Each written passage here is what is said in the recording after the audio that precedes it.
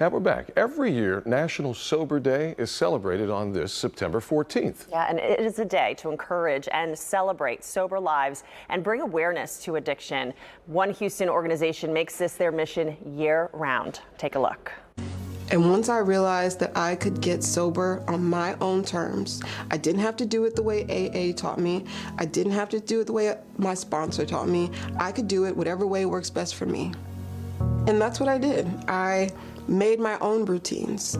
I created my own support group, Sober Girls Houston, because I realized support is what you need to survive. We're humans. If we don't have other humans around telling us good things and helping us grow, lifting us as we climb, we're just here just bumping around into each other, serving no real purpose.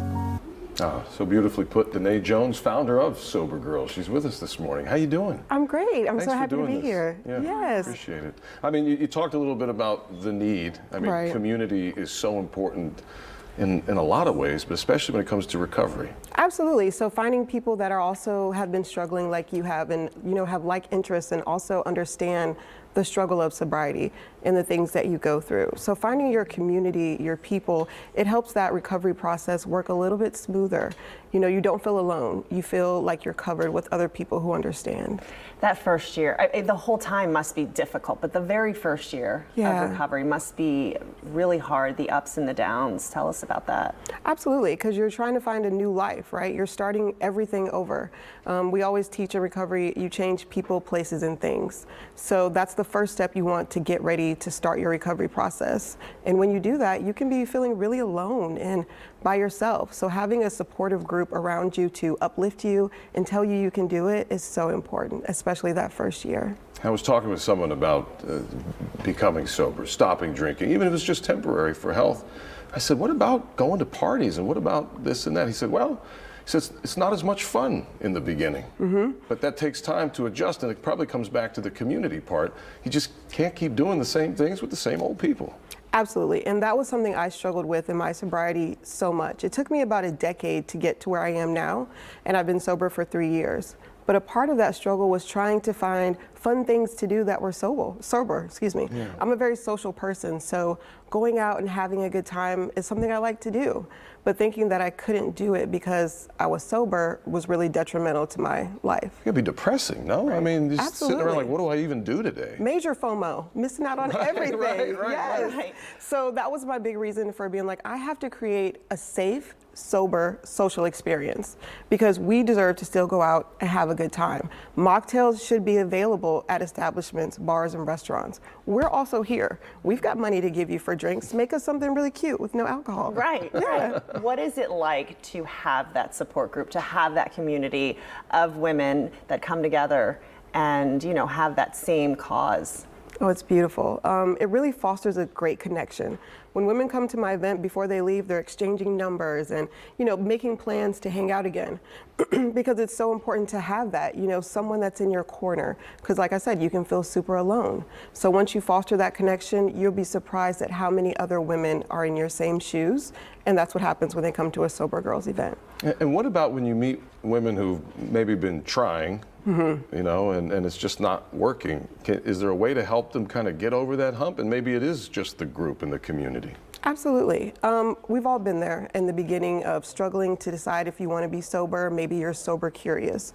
But that's why we host events that are tailored for anywhere you are in your journey. No matter if you started yesterday or a few years ago, you're always welcome at a Sober Girls Houston event because we have them for people that are looking for sober things to do, but also just kind of on the fence about it, right? So you get that experience to see what life is like hanging out, partying, but with no alcohol, and they always come back. Would you say the first step is just making that phone call or looking you guys up or, reaching out to you and just asking a few questions? Absolutely. Or just, telling your truth, speaking to someone about where you are, where you're struggling. Because once you do that, you find that connection and you might be able to get a different perspective on your addiction. So that if you do need help, you know where to start. You know where you need to begin and who you might need to see if it's a therapist or a counselor, or a medical professional. And I feel like everybody has a different why. I mean, I know people that just stopped drinking because they said, well, I just didn't feel so hot. Or some people had to stop because it was becoming a problem in their life. So this ranges, doesn't it? Absolutely, and that's my personal story. I've been sober for 3 years now, but I had to. It was life or death for me. There was no other option.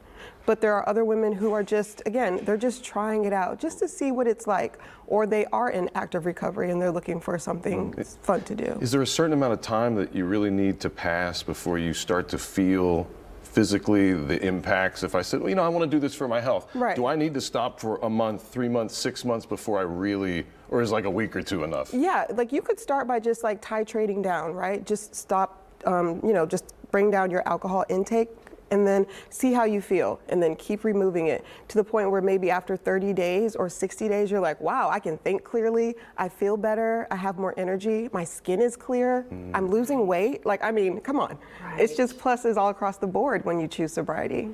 Danay, you worked on a documentary series. Yes. This was about recovery videos that really highlight the hardships of recovery, but also the success. So tell us about that. Yes, I was really honored to work with Glenn Muse. He owns Texas Pictures, and I met him working with fentanyl videos, the crisis of the one pill can kill, because it's very detrimental. It's killing a lot of our kids, our family members. They're being poisoned.